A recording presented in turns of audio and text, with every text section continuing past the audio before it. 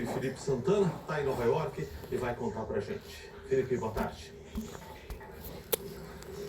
Oi, Kovalik, tudo bem? Boa tarde para você, boa tarde a todos.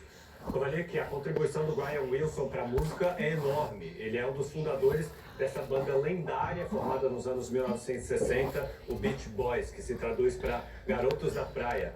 O Brian Wilson foi autor de sucessos como Surfing USA, Good Vibrations, mas teve um disco que vale a pena destacar que se chama Pet Sounds, que é considerado um dos mais influentes do mundo até hoje, porque esse disco usava instrumentos que ninguém tinha usado até aquele momento, como sinos de bicicleta, latas de Coca-Cola, latidos de cachorros.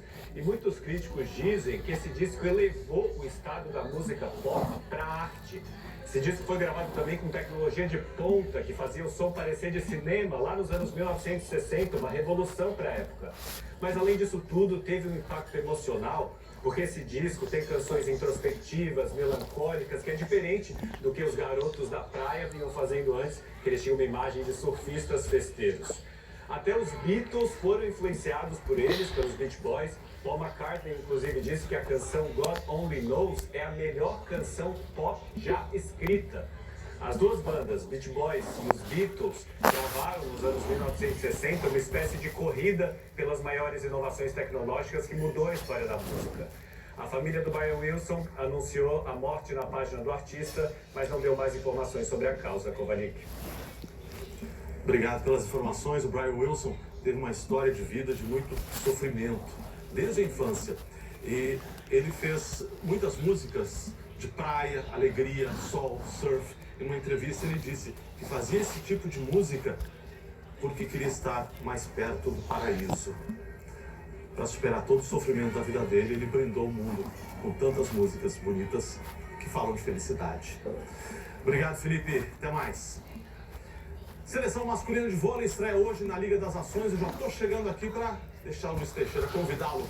Estou na área de juntar aqui. E aí, como tudo bem? Para contar pra gente. Boa tarde, boa tarde. A respeito disso, né, Luiz? Boa tarde para você. A seleção comandada pelo Bernardinho vem bem renovada para esse torneio, né? Vem mesmo, né? Como a gente teve semana passada as meninas do vôlei, agora a gente vai com a seleção masculina. 16 jogadores tem menos de 25 anos. A gente vai até o Rio de Janeiro para entender um pouquinho sobre essa nova seleção do Bernardinho. Quem está no Maracanãzinho é meu parceiro André Pessoa, que traz as novidades pra gente. Fala, Andrezão, boa tarde, bem-vindo. Boa tarde. Tudo bem, Luiz Kovalik? Uma boa tarde a todos.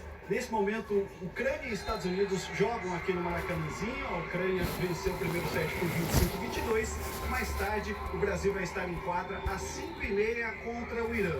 Uma seleção brasileira que passa por uma reformulação. Nomes como Bruninho e Lucão foram convocados. Dos 30 jogadores inscritos pelo técnico Bernardinho, 11 vão vestir a camisa da seleção principal pela primeira vez nessa VNL.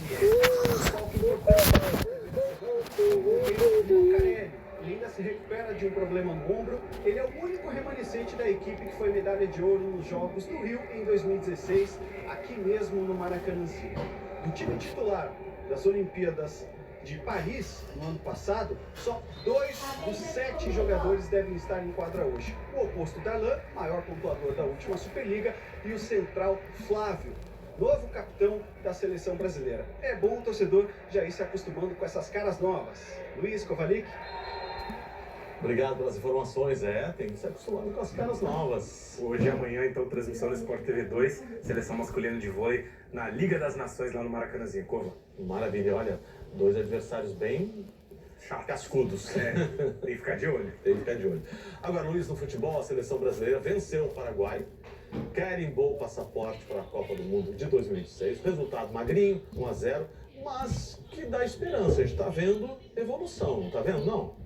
Precisava da vitória, né, Cova? Da vitória e da classificação para a Copa do Mundo. Foi o presente de aniversário que o Carlo Ancelotti queria. Vitória em cima do Paraguai, vaga garantida para o Mundial do ano que vem nos Estados Unidos, Canadá e México. A gente tem imagens aí do jogo. Vitória do Brasil por 1-0. Garantiu a nossa seleção no Mundial do ano que vem, que será disputado nos 3 países que eu acabei citando. E apesar do placar muito magro, Cova, a gente viu uma segurança defensiva muito maior. O Brasil criou mais de uma oportunidade.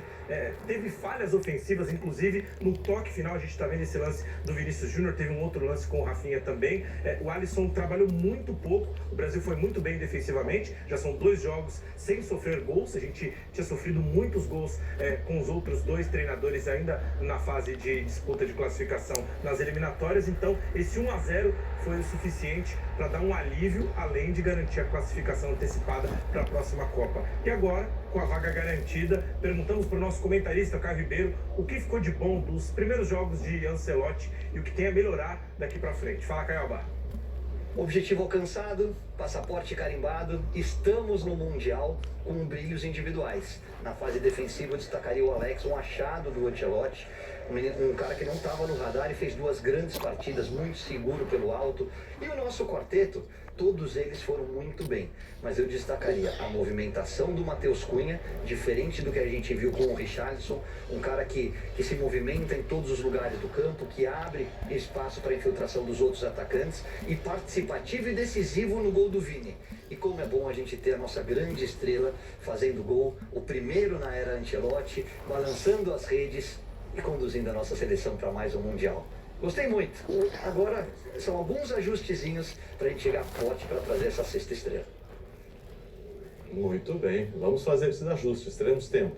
Chile e Bolívia agora, os 2 últimos adversários das eliminatórias. Como? Muito bem, e quantas vagas para a próxima Copa do Mundo já estão? Olá, temos aqui no telão já as 13 seleções que já estão garantidas para o Mundial do ano que vem. Lembrando que vai ser a Copa com o maior número de equipes da história, 48 países aqui no telão. A gente tem as 3 sedes, né? Canadá, os Estados Unidos e o México, e as seleções que se classificaram através das eliminatórias. A Argentina já na liderança isolada das eliminatórias sul-americanas.